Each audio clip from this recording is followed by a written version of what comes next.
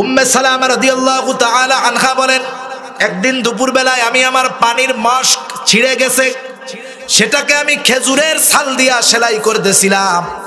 পানির মশক হলো এটা চামড়ার ব্যাগ, এখন ডিজিটাল হলো। অনেক মুরব্বীর শরীরের মধ্যে ব্যথা হয়, পার মধ্যে হাঁটুর মধ্যে ব্যথা, শীতের দিন কষ্ট হয়। ছেলেটা শহর থেকে ওয়াটার ব্যাগ আইনা দেয়, আছে না পানির ব্যাগ, ওর মধ্যে গরম পানি রাখলে খুব আরাম লাগে গার সাথে লাগাইতে। ওই রকমই চামড়ার বড় বস্তার মতো ছিল, কোলবালিশের কাবারের সিস্টেম আর কি। ওইটা আর এক মুখের মধ্যে পানি ঢেলে ভরে রাখতো চামড়া। ওটা ছিঁড়ে গেছে, আমি সেলাই করতেছিলাম। দুপুরবেলায় প্রখর রোদ, হঠাৎ আমি দেখলাম রহমাতুল্লিল আলামিন মুহাম্মাদুর রাসূলুল্লাহ সাল্লাল্লাহু আলাইহি ওয়াসাল্লাম আমার বাড়ির দিকে আসতেছেন। যখন তিনি আরো অগ্রসর হলেন, আমি নিশ্চিত হলাম যে তিনি আমার বাড়িতে আসতেছেন। আমি ঘরের ভেতরে গিয়া রাসূলুল্লাহ সাল্লাল্লাহু আলাইহি ওয়াসাল্লামের বসার ব্যবস্থা করলাম। নবীজি আমার জীর্ণ কুটিরের মধ্যে আইসা বসলেন, আমার খোঁজ খবর জিজ্ঞাসা করা শুরু করলেন। আমি আমার সব কষ্টের কথা রহমাতুল্লিল আলামিনের কাছে বর্ণনা করলাম, নবীজির কাছে বললাম। কথাবার্তা শেষ। এবার রাসূল সাল্লাল্লাহু আলাইহি ওয়াসাল্লাম আমাকে বিবাহের প্রস্তাব দিয়ে দিলেন। আল্লাহর রাসূল উম্মে সালামা রাদিয়াল্লাহু তাআলা আনহাকে বিবাহের প্রস্তাব দিলেন। উম্মে সালামা রাদিয়াল্লাহু তাআলা আনহা চিন্তা করতেছেন, আল্লাহর নবী বিবাহের প্রস্তাব দিয়েছে, বলেন তো এই প্রস্তাব কি সরাসরি প্রত্যাখ্যান করা যায় নাকি?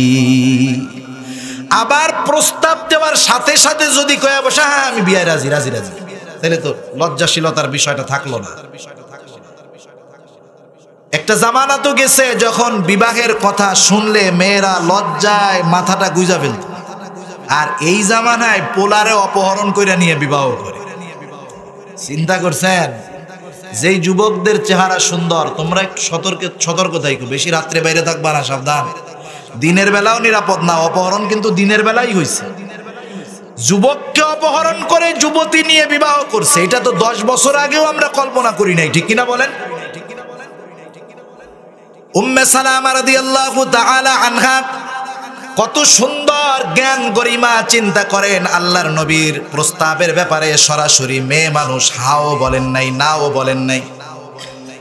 উম্মে সালামা রাদিয়াল্লাহু তাআলা আনহা 3টা বিষয় আল্লাহর নবীর সামনে তুলে ধরলেন। কয়টা বিষয়? 1 নম্বরে বললেন, ইয়া রাসূলুল্লাহ, আল্লাহর নবী বিবাহের প্রস্তাব দিয়েছে যে আমি তোমাকে বিবাহ করতে চাই। আর উম্মে সালামা বলতেছে, ইয়া রাসূলুল্লাহ, আমি তো অনেক লজ্জাশীলা একজন মেয়ে, হতে পারে আমার এই অতি লজ্জা আপনার জন্য কষ্টের কারণ হয়ে যাবে। দ্বিতীয় বিষয় হলো, ইয়া রাসূলুল্লাহ, আমার তো অনেক বয়স হয়ে গেছে।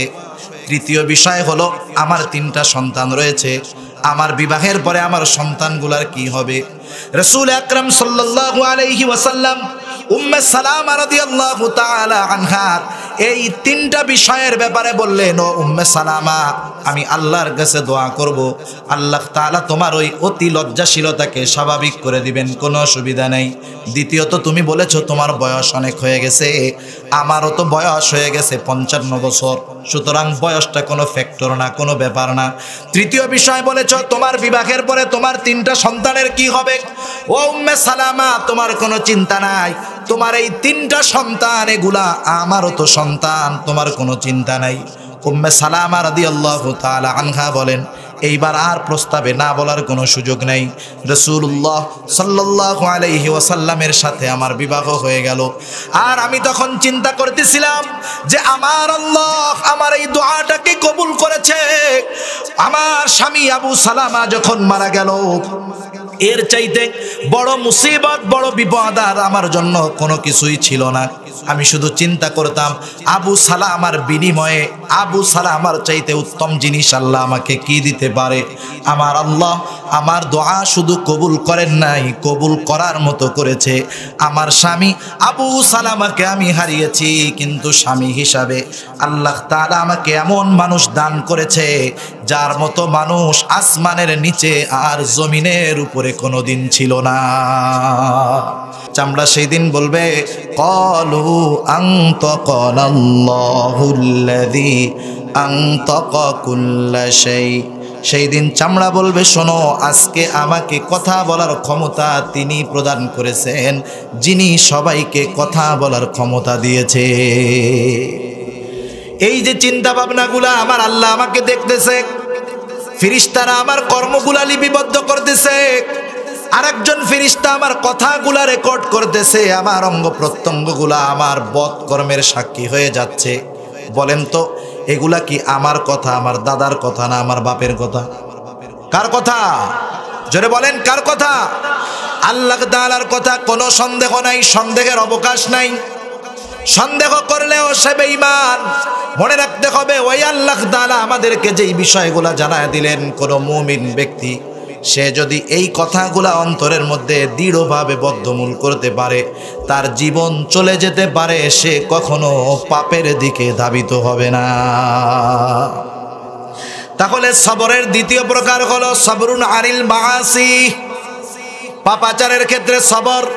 পাপাচারের ক্ষেত্রে সবর করার পদ্ধতি হলো এই বিষয়গুলা অনুসরণ করা। 3 নাম্বার সবর হলো সবরুন আনিল মাসায়েব। বিপদ আপদ মুসিবতের ক্ষেত্রে সবর। আপনাদের কষ্ট হইতেছে? কষ্ট হয়? তাহলে যাদের কষ্ট না হয় একটু উঠা বসা করবেন না। উঠা বসা করলে মনোযোগ নষ্ট হয়ে যায়। আমি তো গান সঙ্গীত মঙ্গীত পারি না, এটা আমার একটা সমস্যা। গজলও পারি না, আবার অন্য কৌতুকও পারি না। ঠ্যাংয়ের উপর, চেয়ারের উপরে ঠ্যাং তুইলা কমু খেলা হবে, এগুলা আমি পারি না। আমি যে কথাগুলা বলতেছি আমার কথা, জোরে বলেন না আমার কথা। মনে করেন প্রাইম মিনিস্টার আপনাদের মন্ত্রীর মাধ্যমে, এমপি সাহেবের মাধ্যমে আপনাদের উদ্দেশ্যে চিঠি পাঠাইছে।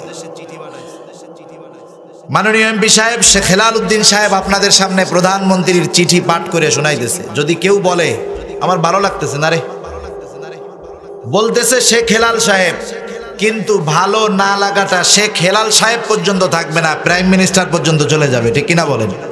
সেজন্য কোরআন সুন্নাহর কথা যাদের ভালো লাগে না, মজা লাগে না, মূলত ওদের আল্লাহর কথাই মজা লাগে না। যেই মালিকের কথা মজা লাগে না, সেই মালিকের জান্নাতে যাইতে চাও, ঘেরানো পাবা না কোনোদিন, ঠিক কিনা বলেন? সেজন্য যেই বক্তা সে যেই হোক, সেলিব্রিটি না হোক। এখন তো মানুষ সেলিব্রেশন করার জন্য সেলিব্রিটির কাছে আসে। এখনের ওয়াজ মাহফিলগুলা হইছে সেলিব্রেশন। সেলিব্রেশন মানে হলো উপভোগ করা, সেলিব্রেশন করার জন্য আসে। কেন? সেলিব্রিটি বক্তা আসে, সেলিব্রিটি বক্তার সাথে শ্রোতারা সেলিব্রেশন করার জন্য আসে, উদযাপন করার জন্য আসে। সেজন্য অবস্থা ফাঁকা, ওয়াজ মাহফিল বেশি, আমলের খবর নেই, ঠিক কিনা বলেন? আল্লাহ তাআলা আমাদেরকে ওই ধরনের বিষয়গুলা থেকে হেফাজত করুক, জোরে বলি আমিন। সেজন্য অল্প সময়, আর কষ্ট নিয়েন না, অল্প সময়। কষ্ট পাইছেন নাকি কথাগুলাই? তাহলে সবরের তৃতীয় প্রকার হলো সবরুন আলাল মাসায়েব। বিপদ আপদ মুসিবতের ক্ষেত্রে সবর। বিপদ আপদ মুসিবত সবার হয় না? সবার হয়, কারণ আল্লাহ তাআলা কোরআনে জানায়া দিয়েছেন দুনিয়াতে আল্লাহ তাআলা আমাদের পরীক্ষা নেবেন, এটা স্বাভাবিক ব্যাপার। আল্লাহ রাব্বুল আলামিন পরীক্ষা নেবেন দুনিয়ায়। কোরআনুল কারীমের মধ্যে ১৫০০ বছর আগেই আল্লাহ তাআলা পরীক্ষার কথাগুলা জানায়া দিয়েছেন।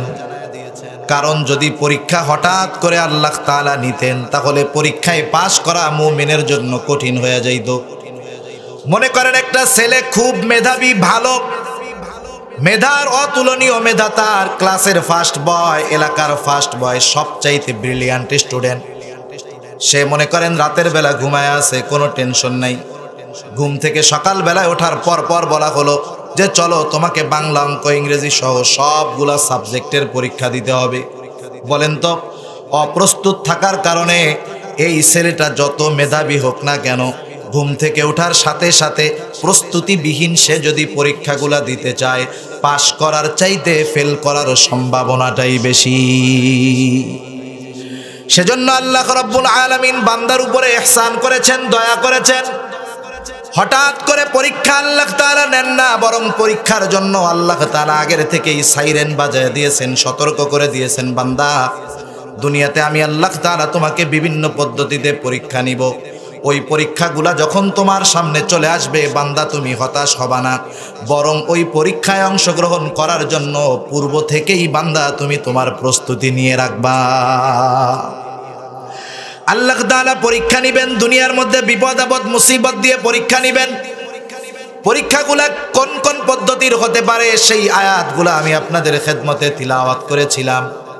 আল্লাহ তাআলা বলেন ওয়ালা নাবলুওয়ান্নাকুম বিশাইইম মিনাল খাউফি ওয়াল জু'i ওয়া নাকসিম মিনাল আমওয়াল ওয়াল আনফুসি ওয়াস সামারাত। আল্লাহ রাব্বুল আলামিন বলেন ওয়ালা নাবলুওয়ান্নাকুম, অবশ্যই আমি তোমাদের পরীক্ষা নিব। পরীক্ষাগুলা কোন পদ্ধতিতে হবে? আল্লাহ তাআলা বলেন বিশাইইম মিনাল খাউফ, ভয়ের মাধ্যমে আল্লাহ তাআলা পরীক্ষা নেবেন। মাঝে মধ্যে শত্রুর ভয় দিয়ে আল্লাহ তাআলা আমাদের পরীক্ষা নেবেন। আমি এই আয়াতগুলার শব্দগুলার ব্যাখ্যার মধ্যে যাব না, অল্প সময়। বিভিন্ন প্রকারের ভয় দিয়ে আল্লাহ তাআলা মুমিনের পরীক্ষা নেবে। ওয়াল জু', ক্ষুধার দ্বারা তথা অভাবের দ্বারা আল্লাহ তাআলা পরীক্ষা নেবেন।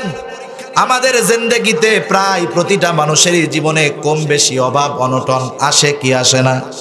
এটাও আল্লাহ তাআলার পক্ষ থেকে পরীক্ষা। ক্ষুধার মাধ্যমে আল্লাহ তাআলা পরীক্ষা নেবেন। ওয়াল আনফুস ওয়া নাকসিম মিনাল আমওয়াল, মালের নুকসানের মাধ্যমে আল্লাহ তাআলা পরীক্ষা নেবেন। সম্পদ হারায় যাবে, টাকা হারায় যাবে, টাকা চোর ছিনতাই করে নিয়ে যাবে, ডাকাত ডাকাতি করে নিয়ে যাবে, ব্যবসার মালের মধ্যে লস হবে। আল্লাহ তাআলা বলেন ওয়া নাকসিম মিনাল আমওয়াল, মালের ক্ষতির মাধ্যমে আল্লাহ তাআলা পরীক্ষা নেবেন। ওয়াল আনফুস, জীবনের ক্ষতির মাধ্যমে আল্লাহ তাআলা পরীক্ষা নেবেন। মুফাসসিরিনে কেরাম বলেন জীবনের ক্ষতিটা হতে পারে নিজের জীবনের অথবা অন্য কারো জীবনের। হতে পারে আমি এখান থেকে ঢাকার উদ্দেশ্যে রওনা দিলাম, দুর্ঘটনা হলো, অ্যাক্সিডেন্ট করলাম, মরেও যাইতে পারি, হাত পা ভাঙাও যাইতে পারে। যে অবস্থায় হোক না কেন এটাও আল্লাহ তাআলার পরীক্ষা। হতে পারে বাবার সামনে তার কলিজার টুকরা সন্তান মারা গেল, মায়ের সামনে তার কলিজার টুকরা সন্তান মারা গেল, এটাও হতে পারে জানের পরীক্ষা। এই জন্য আল্লাহ রাব্বুল আলামিন বলেন ওয়াল আনফুস, জানের ক্ষতির মাধ্যমে তিনি পরীক্ষা নিতে চান। এরপরে আল্লাহ তাআলা বলেন ওয়াস সামারাত, ফসলের ক্ষতির মাধ্যমে আমি আল্লাহ তাআলা পরীক্ষা নিব। তাহলে এই যে বিষয়গুলা পেছনে গেল, 5টা বিষয়, বলেন তো এই প্রত্যেকটা বিষয় বিপদ আপদ মুসিবত কিনা? বিপদ আপদ মুসিবত না? মুসিবত। বলেন তো এই বিপদ আপদ মুসিবত গুলা কার তরফ থেকে আসলো? জোরে বলেন। কারণ আমার তাকদিরের, আমার জিন্দেগির যত ভালো মন্দ আছে, কল্যাণ অকল্যাণ আছে, সব আল্লাহর তরফ থেকে আসে। এটা হলো ঈমানের মৌলিক ভিত্তিগুলোর একটা ভিত্তি। আমরা ছোটবেলায় মক্তবে পড়েছি, রাসূল আকরাম সাল্লাল্লাহু আলাইহি ওয়াসাল্লাম হাদিসের মধ্যে বলছেন, আমরা পড়েছি ঈমানের ভিত্তি 7টি, কিন্তু মূল বিষয় হলো 6টি। একটার মধ্যেই আছে 2টা, সব মিলায় 7টা। রাসূল আকরাম সাল্লাল্লাহু আলাইহি ওয়াসাল্লাম বলেন আল ঈমান আন তুমিনা বিল্লাহি ওয়া মালাইকাতিহি ওয়া কুতুবিহি ওয়া রাসূলিহি ওয়াল ইয়াউমিল আখিরি ওয়া তুমিনা বিল কদরি খাইরিহি ওয়া শাররিহি।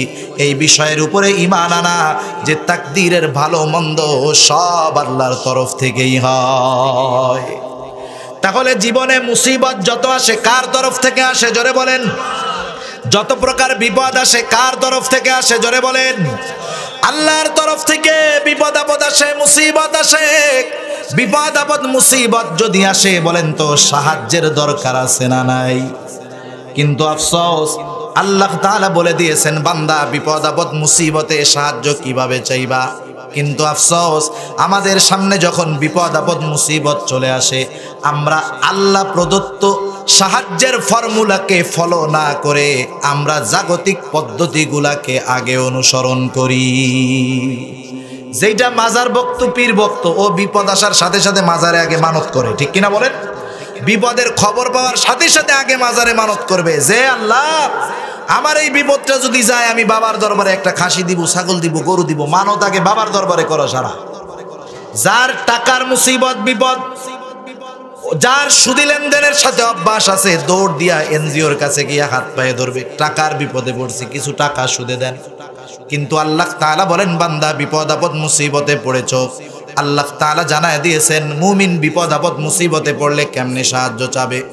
আল্লাহ তাআলা বলেন ইয়া আইয়ুহাল্লাযীনা আমানুস্তাঈনু বিস-সাবরি ওয়াস-সালাহ। আল্লাহ তাআলা বলেন, হে ইমানদারেরা, ইস্তাঈনু, আমরের সিগা।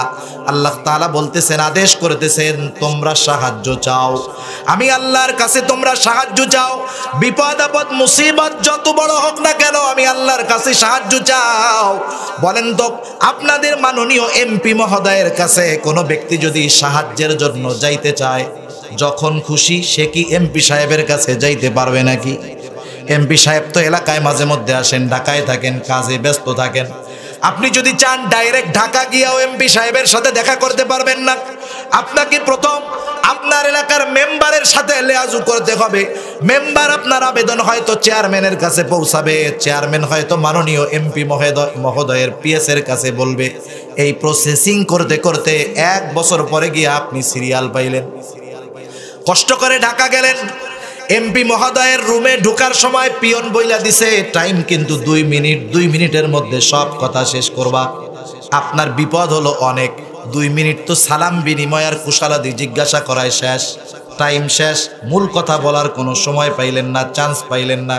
তার মানে দুনিয়ার যারা বড় আছে, প্রভাবশালী আছে, সম্পদওয়ালা আছে, এদের কাছে যখন মন চায় সাহায্য চাওয়া যায় না, প্রাণ ভরে কথা বলা যায় না। কিন্তু আহকামুল হাকিমিন রব্বুল আলামিন যুল আরশিল আজিম আল্লাহ রব্বুল আলামিন বলতেছে, বান্দা বিপদ আপদ মুসিবত আসতেই পারে, তখন তোমার সাহায্যের যদি প্রয়োজন হয়, তোমার অন্য কোনো ভায়া ধরা লাগবে না, মাধ্যম ধরা লাগবে না, আমি আল্লাহর কাছে সাহায্য চাও। সিস্টেম হলো দুইটা পদ্ধতি অবলম্বন করবা। 2টা পদ্ধতি হলো বিসসবরি ওয়াসসালাহ, সবর এবং সালাতের মাধ্যমে আমি আল্লাহর কাছে সাহায্য চাও। যেই মুমিন বিপদ আপদ মুসিবতে এই 2টা পদ্ধতি অবলম্বন করে আল্লাহর কাছে সাহায্য চায়, সেই মুমিন প্রমোশন পেয়ে যায়। কি পায়? জোরে বলেন। প্রমোশন পেয়ে যায়। কি প্রমোশন পায়? আল্লাহ তাআলা তার প্রমোশন দেয় সবের ধৈর্য ধারণকারী। আল্লাহ বিশেষ একটা ডিগ্রি লাগায় দেয়। আল্লাহ তাআলা এই কথা বলার সাথে সাথেই বলতেছেন, ইন্নাল্লাহা মা'আস সাবিরিন, নিশ্চয়ই আল্লাহ রাব্বুল আলামিন ধৈর্যশীলদের সাথে রয়েছেন। সেজন্য বিপদ আপদ মুসিবত যদি আসে, আল্লাহ তাআলার কাছে যারা সাহায্য চায় তারাই ওই পরীক্ষায় পাশ হয়েছে বলে বিবেচিত হয়। তাহলে বিপদ আপদ মুসিবত যখন আসবে, সাহায্য চাইব কার কাছে? আল্লাহর কাছে সাহায্য চাইলে পরীক্ষায় পাশ করা যাবে। আর যারা এই পরীক্ষায় পাশ করবে, আল্লাহ তাআলা তাদের ব্যাপারে রাসূলুল্লাহ সাল্লাল্লাহু আলাইহি ওয়াসাল্লামকে জানায় দেন, হাবিব আপনি সুখ সংবাদ জানায় দেন, আনন্দ সংবাদ জানায় দেন, ওয়াবাশশিরিস সাবিরিন, আপনি ধৈর্য ধারণকারীদেরকে সুসংবাদ জানায় দেন। ধৈর্য ধারণকারীদেরকে এরপরে আল্লাহ তাআলা একটা আমল শিখায় দিলেন। কারণ বিপদ আপদ মুসিবত চলেই আসতে পারে। যখন মানুষের কাছে বিপদ আপদ মুসিবত আসবে, মানুষের সর্বপ্রথম করণীয় বিষয়টা কি আল্লাহই শিখায় দিয়েছেন। আল্লাহ বলেন, আল্লাযীনা ইযা আসাবাতহুম মুসিবাতুন ক্বালু ইন্না লিল্লাহি ওয়া ইন্না ইলাইহি রাজিউন। আল্লাহ রাব্বুল আলামিনের পক্ষ থেকে সুসংবাদ ওই মানুষদের জন্য, আল্লাযীনা ইযা আসাবাতহুম মুসিবা, যাদের কাছে যখন কোনো বিপদ আপদ মুসিবত হাজির হয়ে যায়, তারা বলে ইন্না লিল্লাহ, আমরা আল্লাহরই জন্য, ওয়া ইন্না ইলাইহি রাজিউন, আবার আল্লাহর দিকেই আমরা প্রবর্তিত হব, আল্লাহর কাছেই আমরা ফিরে যাব। ইন্না লিল্লাহি ওয়া ইন্না ইলাইহি রাজিউন, এই দোয়াটা আমাদের সবার মুখস্থ আছে না নাই? অনেকে মনে করে এটা মনে হয় শুধু মানুষ মারা যাওয়ার দোয়া, মানুষ মরার দোয়া। বিষয়টা তা না। এই দোয়াটার সম্পর্কে সহিহ মুসলিমের একটা লম্বা হাদিস আছে। রাসূলুল্লাহ সাল্লাল্লাহু আলাইহি ওয়াসাল্লামের একজন সহধর্মিনী, তার নাম হলো উম্মে সালামা রাদিয়াল্লাহু তাআলা আনহা। অনেক মা বোন আছে, মনে হয় আপনারাও খেয়াল দিয়ে শুনবেন কথাটা। রাসূলুল্লাহ সাল্লাল্লাহু আলাইহি ওয়াসাল্লামের একজন সহধর্মিনী, তার নাম হলো উম্মে সালামা রাদিয়াল্লাহু তাআলা আনহা। উম্মে সালামার প্রথম স্বামীর নাম হলো আবু সালামা। উম্মে সালামা রাদিয়াল্লাহু তাআলা আনহা রাসূলুল্লাহ সাল্লাল্লাহু আলাইহি ওয়াসাল্লামের সাথে বিবাহের পূর্বে আবু সালামার সাথে বিবাহ হয়েছিল। উম্মে সালামা রাদিয়াল্লাহু তাআলা আনহা ঘটনা বর্ণনা করতেছেন যে আবু সালামার সাথে আমার সংসার জীবনটা খুব ভালো চলতেছিল। আমরা স্বামী স্ত্রী দুইজন। আল্লাহ তাআলা আমাদেরকে আরো দুইটা সন্তান দান করেছে। খুব সুন্দরভাবে আমাদের জিন্দেগি অতিবাহিত হচ্ছিল। আমি ঘরের মধ্যে, বাসার মধ্যে স্বামীর সম্পদ সন্তানের রক্ষণাবেক্ষণ করতাম, আর আবু সালামা বাহিরে গিয়ে পরিশ্রম করে উপার্জন করত এবং রাসূলুল্লাহ সাল্লাল্লাহু আলাইহি ওয়াসাল্লামের দরবারে গিয়া বসতো। সে প্রতিদিন রাসূলুল্লাহ সাল্লাল্লাহু আলাইহি ওয়াসাল্লামের কাছ থেকে যা শিখে আসতো, বাসায় আসার পরে সেইটা আমাকে জানাইতো। আমি সেগুলা শিখতাম এবং তদনুযায়ী আমল করতাম। একদিন আবু সালামা রাসূলুল্লাহ সাল্লাল্লাহু আলাইহি ওয়াসাল্লামের দরবার থেকে ফিরে আসলো। আজকে আবু সালামার চেহারাটা বড় হাস্য উজ্জ্বল দেখা যায়। আমি জিজ্ঞাসা করলাম, ও আবু সালামা, কি ব্যাপার? আজকে তোমাকে কেন এত আনন্দিত দেখা যাচ্ছে, হাস্য উজ্জ্বল দেখা যাচ্ছে? আবু সালামা বলতেছে, ও উম্মে সালামা, আজকে রাসূলুল্লাহ সাল্লাল্লাহু আলাইহি ওয়াসাল্লাম আমাদেরকে এমন একটা আমল শিখাইয়া দিয়েছেন, যেই আমলটা যদি তুমি করতে পারো, আমরা করতে পারি, যত বড় বিপদ আপদ আসুক না কেন আল্লাহ তাআলা ওই বিপদ থেকে উদ্ধার করবেন। শুধু উদ্ধার করবেন তা নয়, ওই বিপদের মাধ্যমে মানুষ যা হারাবে তার চাইতে কল্যাণকর বস্তু আল্লাহ তাআলা তাকে দান করবে। আজীব এক দুআ, সহিহ মুসলিমের বর্ণনা। রাসূলুল্লাহ সাল্লাল্লাহু আলাইহি ওয়াসাল্লাম কি শিখায়া দিয়েছেন? আবু সালামা বলতেছে, ও উম্মে সালামা, যত বড় বিপদ আপদ আসুক না কেন তুমি পড়বা ইন্না লিল্লাহি ওয়া ইন্না ইলাইহি রাজিউন। সাথে সাথে পড়বা আল্লাহুম্মা আজুরনি ফি মুসিবাতি ওয়া আখলুফলি খায়রাম মিনহা। ইন্না লিল্লাহি ওয়া ইন্না ইলাইহি রাজিউন পড়বা। অর্থ হলো, নিশ্চয়ই আমরা আল্লাহর জন্য, আবার আল্লাহর কাছেই আমরা ফিরে যাব। আল্লাহুম্মা আজুরনি ফি মুসিবাতি, আয় আল্লাহ, আপনি আমার যে বিপদ দিয়েছেন সেই বিপদ থেকে আমাকে উদ্ধার করেন। শুধু উদ্ধার করবেন তা নয়, ওয়া আখলুফলি খায়রাম মিনহা, এই বিপদের দ্বারা আমার যে ক্ষতি হয়ে গেল আপনি এর চাইতে উত্তম বস্তু, উত্তম জিনিস আমাকে দান করেন। উম্মে সালামা রাদিয়াল্লাহু তাআলা আনহা এটা খুব সুন্দরভাবে মনে রাখছেন। মনে রাখতে হবে, যে কোনো আমলের ফলাফল পাওয়ার পূর্ব শর্ত হলো 100% ইখলাসের সাথে আমল করা। সাহাবাদের ইখলাস আর আমাদের ইখলাস তো সমান না, এটা তো তুলনা করারই কোনো সুযোগ নেই। উম্মে সালামার জীবন চলতেছে ভালো, ইতিমধ্যে উহুদের যুদ্ধের দামামা বেজে গেল। উম্মে সালামা রাদিয়াল্লাহু তাআলা আনহা বলেন, আবু সালামা সকলের সাথে উহুদের যুদ্ধে অংশগ্রহণ করলো। যুদ্ধ শুরু হয়ে গেল। দুইটা বর্ণনা, এক বর্ণনায় আসছে আবু সালামা উহুদের ময়দানে শহীদ হয়ে গেল, আর এক বর্ণনা উহুদের যুদ্ধে প্রচন্ড রকমের আহত হলেন তিনি। অসুস্থ আবু সালামা একদিন উম্মে সালামা রাদিয়াল্লাহু তাআলা আনহা ঘরের কাজ করতেছে। হঠাৎ একটা লোক দৌড় দিয়ে আইসা খবর দিল, ও উম্মে সালামা, তোমার স্বামী আবু সালামা আর এই দুনিয়াতে নাই। মনে করেন, যেই স্ত্রী তার স্বামী ছাড়া দুনিয়াতে আর কেউ নাই, শ্বশুর শাশুড়ি নাই, তার মা বাপ ভাই বোন কেউ নাই, শুধু আছে স্বামী। ঘরের মধ্যে দুইটা সন্তান, পেটের মধ্যে আর একটা সন্তান। এই মুহূর্তে এসে আমাদের দেশের মা বোনদেরকে যদি কেউ স্বামীর মৃত্যুর খবর দেয়, সে তো সারা দুনিয়া চিল্লাইয়া এক করে ফেলবে, ঠিক কিনা বলেন? আগে আল্লাহরে দোষ দিবে, ও আল্লাহ, তুমি কি আর কাউরে চোখে দেখো নাই, আমার স্বামীটারেই নিলা, ঠিক কিনা? চিৎকার শুরু করবে, গড়াগড়ি করবে, রোনাজারি শুরু হয়ে যাবে, চুল চাপড়াবে, মাথা চাপড়াবে, আর বলবে, আল্লাহ, আমার সব গেছে, সব শেষ, সব শেষ, আমার কি হবে, আমার পোলাপানের কি হবে? কিন্তু মা বোনেরা শিক্ষা নিয়ে রাখেন, রাসূলের সহধর্মিনীরা কেমন ছিলেন। উম্মে সালামা রাদিয়াল্লাহু তাআলা আনহার কাছে যখন খবর আসলো, তিনি এমন কোনো কিছু করেন নাই। এই খবরটা তার জন্য জীবনের অন্যতম বড় একটা মুসিবত ছিল। ওই যে স্বামীর শেখায়া দেওয়া আমল, মুসিবতের সময় কোন আমল করবা, উম্মে সালামা রাদিয়াল্লাহু তাআলা আনহা সাথে সাথে পাঠ করলেন, ইন্না লিল্লাহি ওয়া ইন্না ইলাইহি রাজিউন, আল্লাহুম্মা আজুরনি ফি মুসিবাতি ওয়া আখলুফলি খায়রাম মিনহা। 100% ইখলাসের সাথে উম্মে সালামা এই দোয়াটা পাঠ করলো। স্বামীর দাফন কাফন হয়ে গেল, পেটের সন্তানটাও দুনিয়ার মধ্যে আসছে, কষ্টে দিন অতিবাহিত হচ্ছে। উম্মে সালামা রাদিয়াল্লাহু তাআলা আনহা বলেন, উম্মে সালামা বলেন আমি তো আবু সালামার শিখায়া দেওয়া সেই দোয়াটার উপরে আমল করেছি, যেটা রাসূলুল্লাহ সাল্লাল্লাহু আলাইহি ওয়াসাল্লাম বলেছেন। আমি কষ্টের মধ্যে দিন যাপন করতেছি আর মনে মনে চিন্তা করতেছি, আমার স্বামী আবু সালামা চলে যাওয়া আমার জন্য সবচাইতে বড় বিপদের কারণ ছিল। তাহলে স্বামী হিসাবে আবু সালামা আমার কাছে ছিল সবচাইতে উত্তম। কি হতে পারে আমার এই মুসিবতের বিনিময়? আল্লাহ তাআলা এই মুসিবতের বিনিময়ে আমাকে কি দিবেন? কারণ আমি তো আল্লাহর কাছে বলেছি, আল্লাহ ওয়া আখলুফলি খায়রাম মিনহা, এই বিপদের মাধ্যমে আমি যা হারাইছি তার চাইতে উত্তম বস্তু আমাকে দান করেন। কি হইতে পারে সেই উত্তম বস্তু? আমি এই চিন্তা প্রতিনিয়ত করি আর কষ্টের মধ্যে আমার দিন যাপন করতেছি।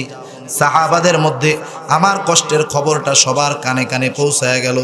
এক সময় রাসূলুল্লাহ সাল্লাল্লাহু আলাইহি ওয়াসাল্লামের কাছেও পৌঁছায় গেল খবর যে আবু সালামার স্ত্রী উম্মে সালামা 3টা সন্তান নিয়ে বহুত কষ্টে জীবন যাপন করতেছে। উম্মে সালামা রাদিয়াল্লাহু তাআলা আনহা বলেন, একদিন দুপুরবেলায় আমি আমার পানির মশক ছিঁড়ে গেছে, সেটাকে আমি খেজুরের ছাল দিয়া সেলাই করতেছিলাম। পানির মশক হলো এটা চামড়ার ব্যাগ, এখন ডিজিটাল হলো। অনেক মুরব্বীর শরীরের মধ্যে ব্যথা হয়, পার মধ্যে হাঁটুর মধ্যে ব্যথা, শীতের দিন কষ্ট হয়।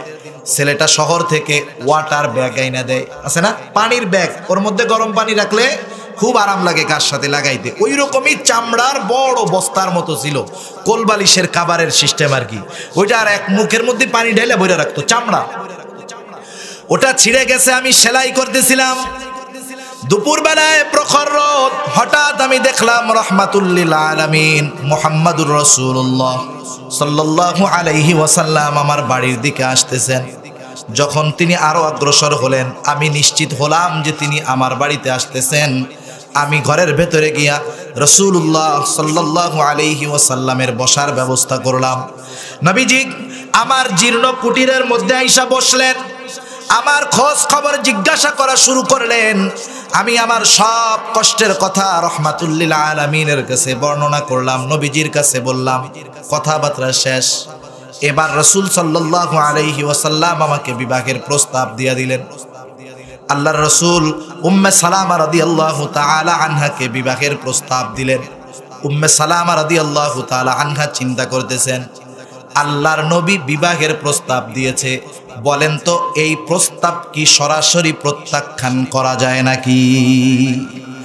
আবার প্রস্তাব দেওয়ার সাথে সাথে যদি কয়ে বসে হ্যাঁ আমি বিয়ে রাজি রাজি রাজি, তাহলে তো লজ্জাশীলতার বিষয়টা থাকলো না।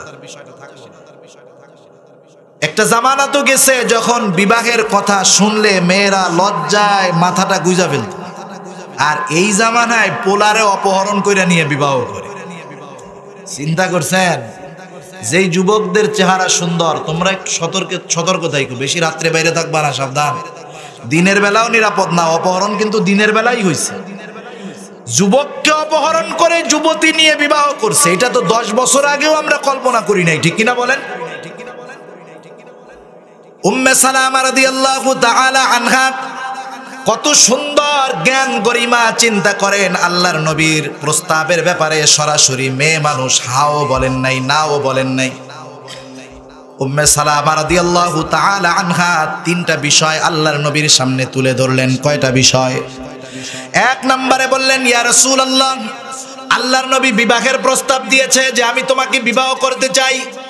আর উম্মে সালামা বলতেছে, ইয়া রাসূলুল্লাহ, আমি তো অনেক লজ্জাশীলা একজন মেয়ে, হতে পারে আমার এই অতি লজ্জা আপনার জন্য কষ্টের কারণ হয়ে যাবে।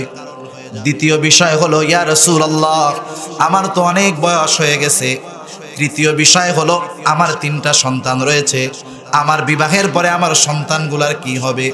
রাসূল আকরাম সাল্লাল্লাহু আলাইহি ওয়াসাল্লাম উম্মে সালামা রাদিয়াল্লাহু তাআলা আনহা এই তিনটা বিষয়ের ব্যাপারে বললেন, ও উম্মে সালামা আমি আল্লাহর কাছে দোয়া করব, আল্লাহ তাআলা তোমার ওই অতি লজ্জাশীলতাকে স্বাভাবিক করে দিবেন, কোনো অসুবিধা নেই। দ্বিতীয়ত তুমি বলেছো তোমার বয়স অনেক হয়ে গেছে, আমারও তো বয়স হয়ে গেছে 55 বছর, সুতরাং বয়সটা কোনো ফ্যাক্টর না, কোনো ব্যাপার না। তৃতীয় বিষয় বলেছো তোমার বিবাহের পরে তোমার 3টা সন্তানের কি হবে।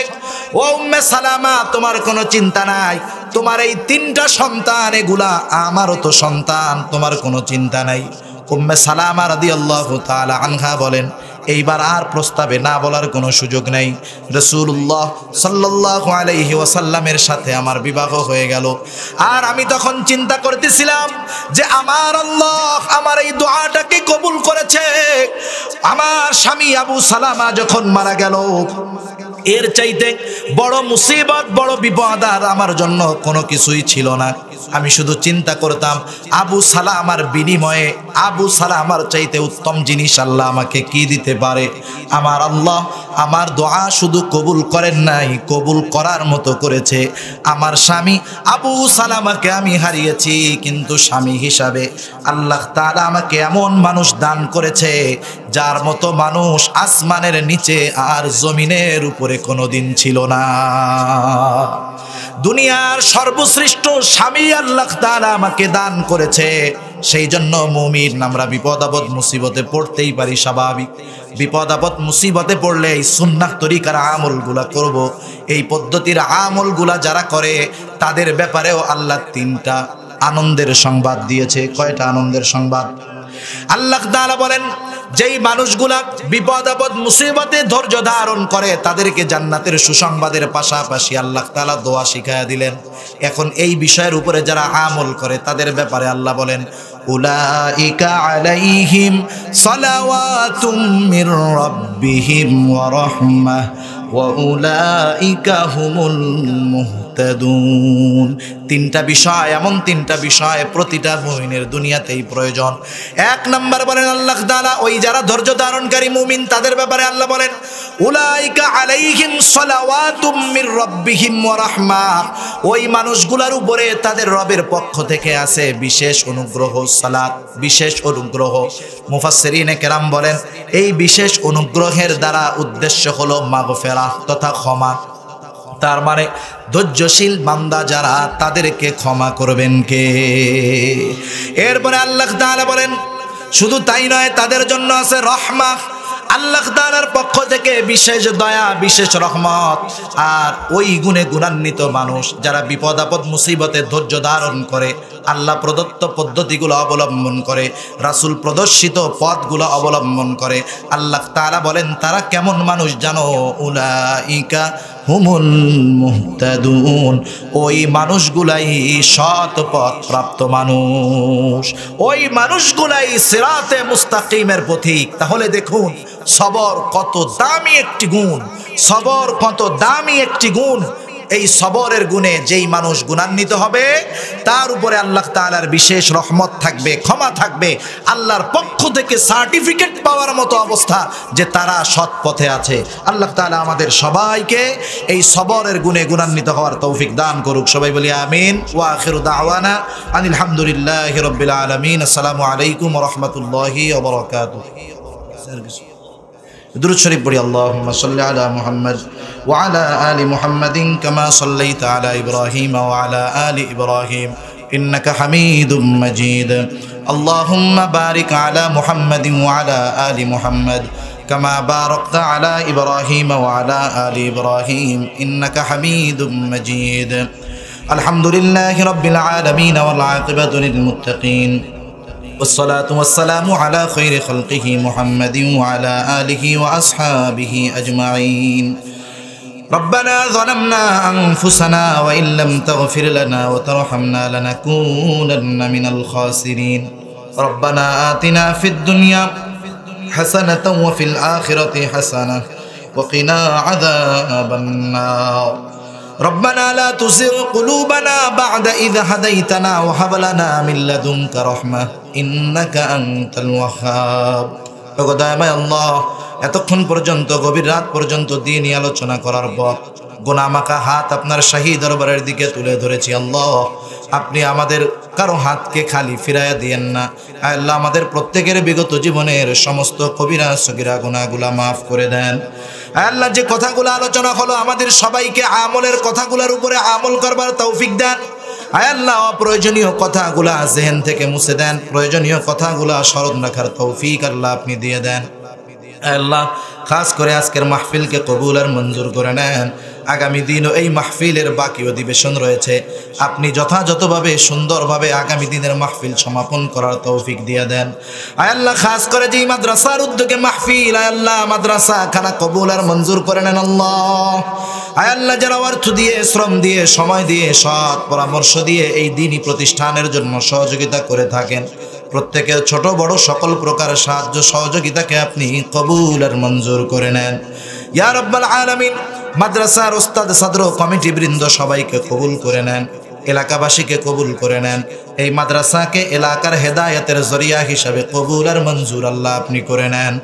আল্লাহ এই মাদ্রাসার যা কিছু প্রয়োজনীয়তা আছে আপনি আপনার গায়বী খাজানা থেকে ব্যবস্থা করে দেন ইয়া রাব্বাল আলামিন ইয়া আরহামার রাহিমিন। আমাদের মধ্যে যারা অসুস্থ তাদেরকে সুস্থতা দান করেন ইয়া রাব্বাল আলামিন। খাস করে আমাদের আত্মীয় স্বজন যারা দুনিয়াতে বেঁচে আছে, যারা দুনিয়া থেকে অন্ধকার গহীন কবরে চলে গেছে আল্লাহ, তাদের প্রত্যেককে সকল প্রকার গুনাহগুলা মাফ করে দেন ইয়া রাব্বাল আলামিন। খাস করে তামাম দুনিয়ার মুসলমানদের জান মাল ইজ্জতকে আল্লাহ আপনি হেফাজত করেন। আল্লাহ জালেমদেরকে হেদায়েত দেন, হেদায়েত যদি না থাকে আল্লাহ তাদের ব্যাপারে আপনি আসমানি ফয়সালা করেন। আল্লাহ খাস করে আমরা যারা হাত উঁচু করেছি, আমাদের মধ্যে হয়তো অনেকের মা বাবা দুনিয়া ছেড়ে অন্ধকার গহীন কবরে চলে গেছে আল্লাহ। আয় আল্লাহ, যার মা নাই সে বোঝে মা না থাকার যন্ত্রণা কেমন, যার বাবা নাই সে বোঝে বাবা না থাকার যন্ত্রণা কেমন। আল্লাহ অনেকে হয়তো নিজের হাতে মোহাব্বতের ওই মা বাবাকে কবরে শোয়া রাখছে আল্লাহ। আয় আল্লাহ, দুনিয়ার অপর প্রান্তে আমেরিকার খবর মুহূর্তের ভিতরে পাওয়া যায়, কিন্তু এই 3 হাত মাটির নিচে মোহাব্বতের মা বাবার কবরের খবর জানাও যায় না, দেখাও যায় না। আয় আল্লাহ, গুনার কারণে যদি কারো মা বাবার কবরে আযাব হয়, এখানে উলামায়ে কেরাম আছেন, তালিবুল ইলম আছে, আপনার দাড়ি পাকা অনেক বান্দা আছে, অনেক যুবক আবেদ আছে আল্লাহ, অনেক নাবালক মাসুম বাচ্চারা হাত উঁচু করেছে, পর্দার অন্তরালে মা বোনেরা হাত উঁচু করেছে আল্লাহ। যাকে পছন্দ, যার আমল পছন্দ, তার আমলের ওসিলায় ওই মা বাবার কবরের আযাব আল্লাহ আপনি মাফ করে দেন। আয় আল্লাহ, কবরগুলোকে আপনি জান্নাতের টুকরা বানায় দেন। কিয়ামতের দিন ডান হাতে আমলনামা দিয়েন, বিনা হিসাবে জান্নাতের ব্যবস্থা আল্লাহ আপনি করে দিয়েন। আল্লাহ, যাদের মা বাবা বেঁচে আছে সুস্থ দীর্ঘ অনেক হায়াত আল্লাহ আপনি দান করেন। আয় আল্লাহ, যাদের সন্তান অবাধ্য আছে সন্তানগুলোকে বাধ্য করে দেন, যাদের বিবাহযোগ্য কন্যা আছে উত্তম দিনদার পাত্রের ব্যবস্থা করে দেন।